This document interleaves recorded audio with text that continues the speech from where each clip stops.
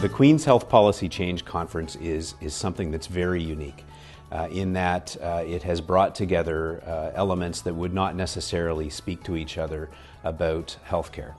And what I've learned over the past 2 years is that lots of conversations happen that I've never really heard before, and in ways that I've never really heard before. So as we start to speak each other's language, we find that we have a lot more in common than we have differences. So to me, the Queen's Health Policy Change Conference is a catalyst.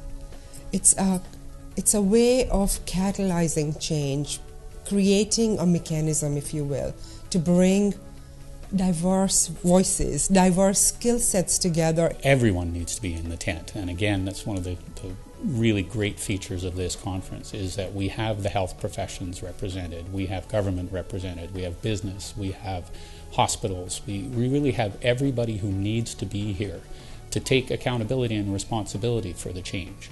I really look forward to being with the diverse group that we will pull together, and these are people who have a significant potential to leverage their positions, and these are people who have done marvelous things within their own jurisdictions. So if we could only carve out some of the grand exemplars of what we've done well already across the country, we would find our way, I think. Well, I think business has a lot to teach us about innovation. And I think in a universal healthcare system, maybe one of the things that has been lacking historically is this sense of innovation and efficiency and all of those principles of functioning that the business mind brings to the enterprise. At a time when the federal government is really focusing on innovation, particularly with the appointment of the Naylor panel, I think bringing business and what they can teach us about innovation is really, really very timely. When the Queen's Health Policy Change Conference was proposed, there were skeptics about the concept of a national strategy for Canada in healthcare.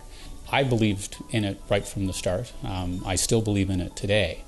And I really do believe that having been exposed to the possibilities through this conference, more and more people are stepping up and saying there really isn't a reason we can't do this. We are the groups that bring the critical masses of the healthcare professions together.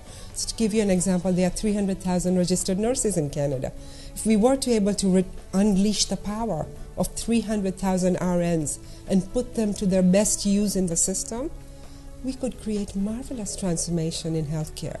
We have to come together, we have to get out of our silo mode and come together as an interprofessional kind of coalition to build the next system of care that Canadians deserve.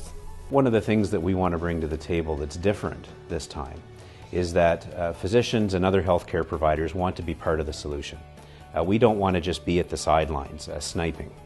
We want to say we have a role to play. We recognize we have a civic, professional role to play, and we want to be part of the solution now.